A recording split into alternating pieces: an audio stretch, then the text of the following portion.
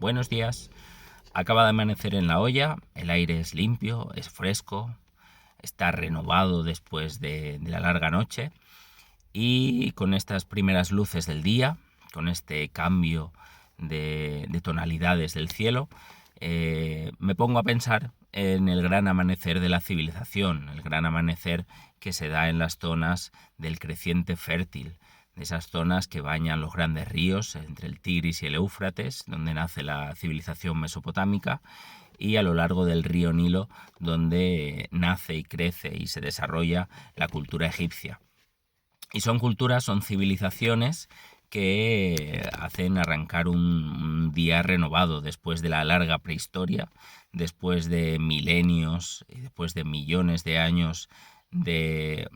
una evolución prácticamente paralizada, muy estable, sin apenas grandes desarrollos. Esta gran luz, este gran foco solar que se proyecta sobre el creciente fértil hace que la historia adquiera un nuevo ritmo y una nueva forma de evolucionar, mucho más rápida, mucho más intensa,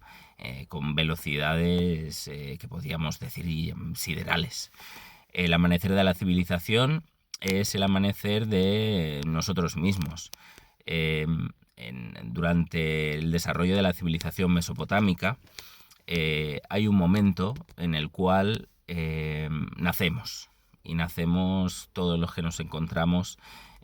a orillas de este gran mar que es el gran Mediterráneo. Mesopotamia, como sabéis, nace muy cerca del Golfo Pérsico, es decir, en las aguas del Océano Índico. Aparece con el reino de Sumeria, luego se va a ampliar con el Imperio Acadio, pero luego será durante el desarrollo y la ampliación del Imperio Babilónico en el momento en el cual esa gran civilización de esa parte del creciente fértil alcance las aguas del mar Mediterráneo. Y será a partir de entonces, a partir del Imperio Babilónico, cuando se formarán autopistas de la información en las cuales nos va a llegar hasta las orillas de estas lejanas tierras de la península ibérica buena parte del desarrollo que se está sucediendo allí en esa zona. Y aparecen recopilaciones, aparece un conjunto de relatos, de leyendas que han llegado hasta nosotros y que forman parte no solo de nuestra cultura, sino también de nuestro ADN. Todas esas leyendas, todos esos relatos quedan fijados en un elemento importantísimo en nuestra cultura, que es la Biblia. Primero el Pentateuco, que será los libros sagrados del judaísmo, de la cultura semítica, que entra muy en relación, una relación muy íntima con el Imperio Babilónico, y posteriormente con el cristianismo, que será lo que nos va a llegar y que será el filtro a través del cual conoceremos y asumiremos como cultura europea los principios del cristianismo. El judaísmo, la cultura semítica, todas esas historias que tienen que ver con los grandes reyes de Babilonia y con las primeras tribus de Israel y su contacto entre unos y otros y la esclavitud a la que se ven forzados buena parte del pueblo judío, como digo, nos llega a través de la Biblia. Y los relatos sobre los llantos en los ríos de Babilonia y los relatos sobre la esclavitud en Egipto nos dan pistas de situaciones que en otro caso, en el caso de que no se hubieran fijado por escrito, no nos hubieran llegado y hubiera hecho que nuestra cultura y nuestra civilización fuera muy distinta como es. Esos relatos han tejido la historia, han dado justificación a los poderosos, han ofrecido modos de comportamiento a las clases populares, han establecido jerarquías sociales, han manifestado pautas de comportamiento para los sexos, para hombres y mujeres, y han moldeado, a fin de cuentas, en todo lo que hoy podemos sentir como propio y que también pues, ha ido evolucionando, pero a partir de esa base, a partir de esos cimientos. Hay en autores de ciencia ficción, y creo recordar que es de Clarke, un relato en el que se plantea qué sería del ser humano si en vez de estar basados en el carbono, como lo estamos, nuestro cuerpo y nuestro ser estuviera fundamentado en el sílice, que es seguramente el elemento químico, la molécula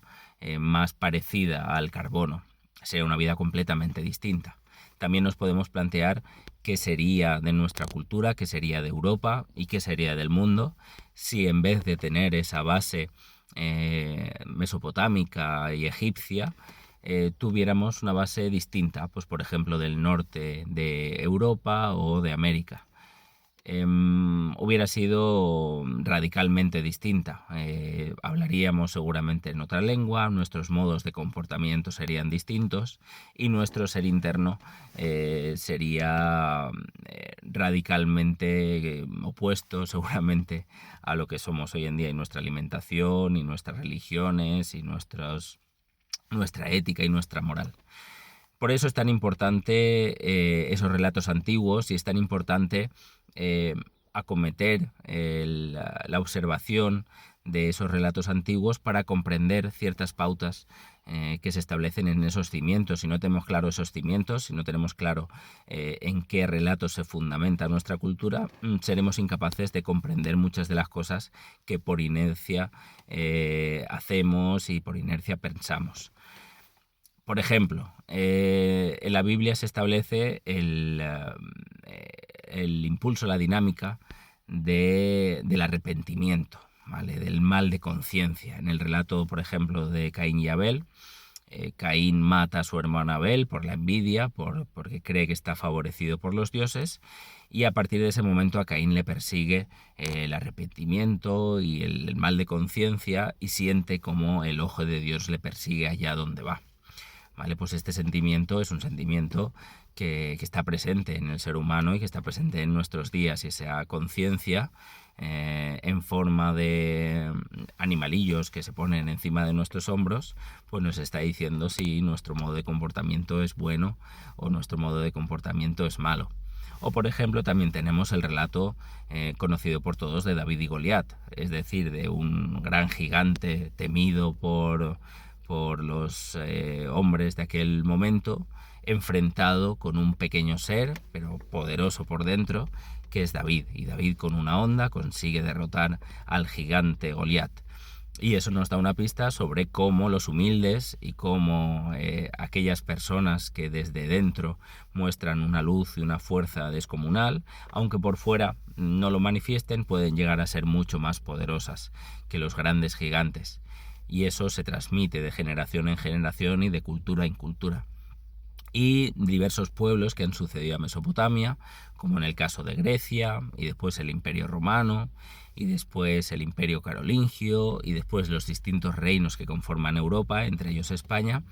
Las distintas culturas lo que harán es reinterpretar aquellos relatos antiguos, añadirles temáticas de cosecha propia en base a los contextos históricos que se suceden, sin perder de vista pues que será una reinterpretación continua y una versión de esos mismos temas. Hoy en día se puede ver en cualquier lugar, en la música, en el arte, en el cine incluso. Se tratan los mismos 5 o 6 temas reinterpretados y añadiéndoles distintas perspectivas, distintas luces que hacen que la historia pueda ser distinta, pero que en cuanto a su temática y en cuanto a su desarrollo, pues se basan en esos mismos principios. Por lo tanto, el amanecer de la civilización, el amanecer de la cultura, el fogonazo que impregna toda nuestra cultura mediterránea y mundial, porque el Mediterráneo luego extenderá su dominio sobre el resto del mundo, nace en esta zona del creciente fértil, que aparece como la zona de gran fertilidad en cuanto a cultura y en cuanto a civilización, en cuanto a modos de pensar y de actuar. A partir de ahí se desarrollarán distintas ramas, distintas plantas de ese tronco común que llegarán hasta nosotros y tendremos que aprender qué camino han llevado. Pues bueno, hasta aquí mi reflexión en este amanecer de la olla. Hasta pronto, chicos.